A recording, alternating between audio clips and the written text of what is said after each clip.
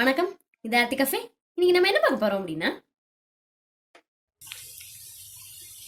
கருணக்கிழங்கு மசாலா பொரியல் தான் சூப்பரா பார்க்க போறோம். இன்னைக்கு மதியானம் லஞ்சுக்கு எங்கள் வீட்டில் என்னென்னு பார்த்தீங்கன்னா இந்த கருணக்கிழங்கு பொரியலும் பைனாப்பிள் ரசமும். சாதாரணமாக எல்லா ரசத்துக்குமே இந்த பொரியல் சூப்பராக இருக்கும். அதுவும் பைனாப்பிள் ரசத்துக்கு கேட்கவே வேண்டாம், செம சூப்பராக இருக்கும். அதே மாதிரி இந்த பைனாப்பிள் ரசத்தோட லிங்கையும் நாங்கள் இந்த டிஸ்கிரிப்ஷன் பாக்ஸில் கொடுத்துருக்கோம். கண்டிப்பாக இந்த ரெண்டு டிஷ்ஷையுமே செஞ்சு பாருங்கள். அசத்தலான லஞ்சுக்கு நாங்கள் கேரண்டி. ஸோ பைனாப்பிள் ரசம் எப்படி ஊற்றி சாப்பிடணும்னு பார்த்தீங்கன்னா, தட்டில் சாதத்தை விட ரசம் கொஞ்சம் அதிகமாக இருந்தால் இன்னும் செம டேஸ்டியாக இருக்கும். ஸோ செமையா கருணக்கிழங்கு பொரியல் வித் பைனாப்பிள் ரசம். செம டேஸ்ட்டுங்க. கண்டிப்பாக மிஸ் பண்ணாமல் இந்த ரெண்டு டிஷ்ஷையும் செஞ்சு பாருங்கள். நல்ல ரோஸ்டடா செம மசாலா வாசனையோட ஃபேண்டாஸ்டிக்காக பார்க்க போகிறோம். இதுக்கு என்னென்ன தேவை அப்படிங்கிறத இப்போ பார்க்கலாம். ஸோ கிழங்கு வகைகள் நிறையா இருக்கு. அதில் இதுதான் கருணக்கிழங்கு. ஸோ கருணக்கிழங்கை நான் எப்படி நறுக்கியிருக்கேன் அப்படின்னு பார்த்தீங்கன்னா, வில்லையா ரவுண்டாக நறுக்கி தண்ணிக்குள்ளே போட்டு வச்சிருக்கேன். ஸோ இந்த அளவுக்கு திக்னஸ் இருந்தால் கரெக்டாக இருக்கும். ஸோ இந்த ஓரத்தை கட் பண்ணிடுவோம். நல்லா இந்த அளவுக்கு திக்னஸ்ல இந்த மாதிரி ரவுண்டாக கட் பண்ணது தான் அந்த கிழங்கு எல்லாமே. நியர்லி நான் ஒரு 1/4 கிலோ கிழங்கு எடுத்திருக்கேன். ஸோ இப்போ நம்ம என்ன பண்ண போகிறோம், இந்த கட் பண்ண கிழங்க லைட்டாக தண்ணியில் மஞ்சப்பொடி உப்பெல்லாம் போட்டு வேக வைக்க போகிறோம். மஞ்சப்பொடியும் உப்பும் சேர்த்து தண்ணி கொதிச்சுட்டு இருக்கு. இப்போ நம்ம நறுக்கி வச்சிருந்த கருணக்கிழங்கு அதில் போட்டுடலாம். இது ஒரு 3/4 வேக்காடு வேகட்டும். இதில் அதுக்கப்புறம் நம்ம மசாலாலாம் தடவி தான் நம்மளுடைய அந்த பொரியலை செய்ய போகிறோம். ஸோ இந்த தண்ணியிலேயே ஒரு 3/4 பதம் வேகட்டும்.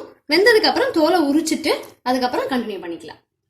நியர்லி ஒரு 10 மினிட்ஸாக கொதிக்குது. இப்போ அதை ஆஃப் பண்ணிட்டு இப்போ நீங்கள் எடுத்து பார்த்தீங்க அப்படின்னா எந்த மாதிரி செக் பண்ணணும்னு சொல்கிறேன். இந்த மாதிரி இந்த கிழங்கு வில்லைகள் இருக்குல்ல, அதில் ஏதாவது ஒரு கிழங்கு ஒரு ஃபோர்க் வச்சு இப்படி குத்தி பாருங்க. இப்படி குத்தி பார்க்கும்பொழுது அது உள்ளே இறங்கணும். இந்த மாதிரி நம்மளால அதை எடுக்க முடியணும். ஸோ இது இந்த அளவுக்கு வேக்காடு இருந்தால் போகிறோம். இப்போ இதை எடுத்து தண்ணியெல்லாம் வடிய விட்டுட்டு பச்சை தண்ணி ஊற்றி கொஞ்ச நேரம் வச்சிருந்தோம் அப்படின்னா அந்த தோல் தானாகவே அப்படியே கழண்டுட்டு வரும் ஈஸியாக. ஸோ அந்த மாதிரி எல்லா தோலையும் உரிச்சிட்டு பார்க்கலாம். வேக வச்ச கிழங்கு எல்லாத்தையுமே தோலை உரிச்சு எடுத்து வச்சாச்சு.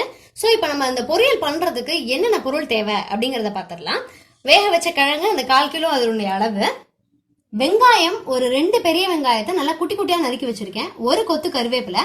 தாளிக்கிறதுக்கு கொஞ்சம் தாராளமாக எண்ணெய். நியர்லி நான் ஒரு 6-7 டீஸ்பூன் எண்ணெய் எடுத்து வச்சிருக்கேன். 1 டீஸ்பூன் சோம்பு, 1/2 டீஸ்பூன் கரம் மசாலா, இஞ்சி பூண்டு விழுது 2 டீஸ்பூன், 1/4 டீஸ்பூன் மஞ்சள் பொடி, காரத்துக்கு ஏற்ற மாதிரி வரமிளகாய் பொடி, நம்ம டேஸ்ட்டுக்கு ஏற்ற மாதிரி உப்பு. இது நல்ல திக்கான புளி பேஸ்ட் ஒரு 2 டீஸ்பூன் எடுத்து வச்சிருக்கேன். ஏன் அப்படின்னா சில சமயம் அந்த கருணக்கிழங்கு சேனக்கிழங்கு அது எல்லாமே கொஞ்சம் நமிக்கிறதுக்கு, அதாவது அரிப்பு கொடுக்கறதுக்கு வாய்ப்பு இருக்கு. அதை எடுக்கிறதுக்காக தான் இந்த புளி. அப்புறம் இன்னொரு முக்கியமான விஷயம், ஒரு சிலர் அந்த காரத்தை கரெக்டா சொல்லுங்க, உப்பு கரெக்டா சொல்லுங்க அப்படின்னு கேக்குறாங்க. பட் நாங்க யூஸ் பண்ற காரத்துக்கும் நீங்க யூஸ் பண்ற காரத்துக்கும் வித்தியாசம் இருக்கலாம். அப்ப நான் ஒரு மாதிரி ஒரு அளவு சொல்லிட்டேன் அப்படின்னா உங்களுக்கு அது பத்தாம இருக்கலாம். அதனால அவங்க டேஸ்ட், காரமும் உப்பும் நம்ம அளவு சொல்லவே முடியாது.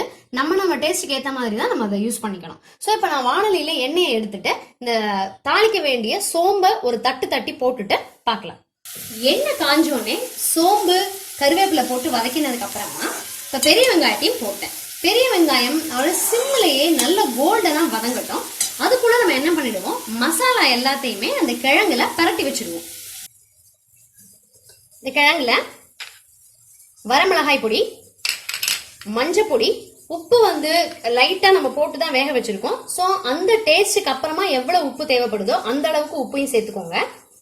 சேர்த்துட்டு கரம் மசாலா, இஞ்சி பூண்டு விழுது, அதுக்கப்புறமா அந்த புளி ஒரு 2 டீஸ்பூன் புளி வச்சிருக்கோம் இல்லையா, அதையும் சேர்த்து எல்லா கிழங்குலையும் படுற மாதிரி நல்லா பரட்டிக்கலாம். மெதுவாக பரட்டணும். ரொம்ப வேகமா கலந்து விட்டோம் அப்படின்னா கிழங்கு உடையறதுக்கு வாய்ப்பு இருக்கு.